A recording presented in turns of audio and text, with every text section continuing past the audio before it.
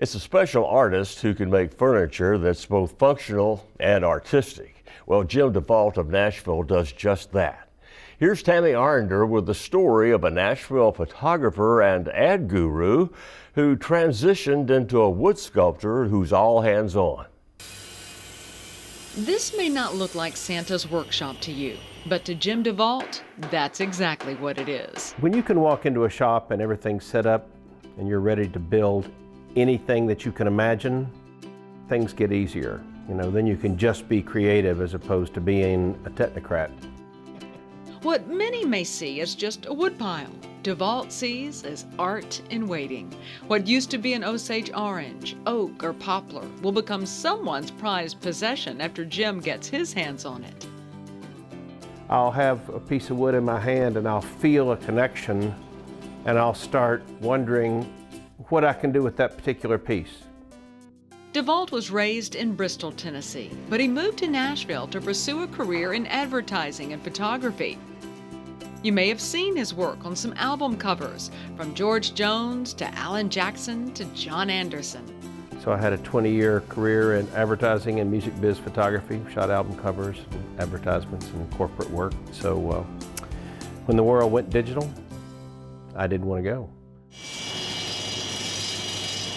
But he did want to go into the world of real estate, or so he thought. He didn't realize that would just be the stepping stone to his true path. He started buying and selling real estate and doing a lot of the fixing up on the fixer-uppers himself. I leapfrogged real estate throughout my life, fixing up houses, and I learned all the skills for working on houses. And the part that appealed to me most was the finish carpentry, building fine things that, you put your hands on that you can feel. So it took a few years for that light bulb to really burst. When that light bulb did go off, Devault learned that he could illuminate just about anything from lumber. There's wood that I have an emotional connection to, and a lot of times if I don't have a starting place, which is rare, I'll come over here and I'll start sorting through the wood, and it's just the oddest thing. My palms will tingle. It's just almost strange. He gently goes against the grain of what would be considered traditional furniture making. To me, the touching of it is important. And so I like the contrast of super slick finish versus something that's a little rougher right beside it, so that as you're, I want people to touch my work, because it makes my hands tingle to touch it, and it'd be nice if that happened to somebody else. His tables and chairs have somewhat of a message, maybe musical, like this guitar table, which is sitting upright at the moment instead of horizontal, or this writing desk that may look more like a piece to be admired from afar, but is quite comfortable.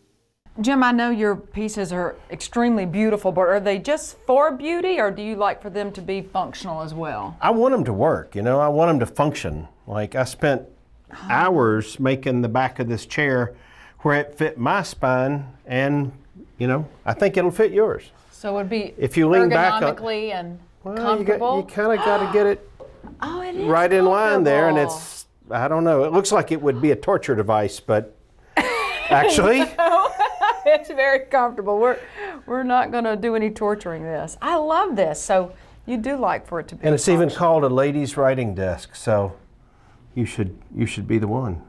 I should be the one. This may be going home with me.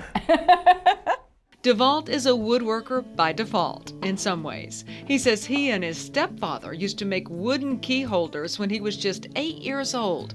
So this talent took root many years ago. But it wasn't until 2012 that he decided to go out on a limb and do it full time. Then when I started buying and selling real estate, I realized that what I really wanted to do was to sculpt the house. So I would be making mantles and, putting in built-in units to, custom. I love curves, straight lines. Everybody does straight lines. You won't see a lot of straight lines in my work. Devault loves to work with his hands, but don't underestimate his love affair with power tools. My very favorite tool is my dust collector, because that lets me use all the other tools without eating the dust.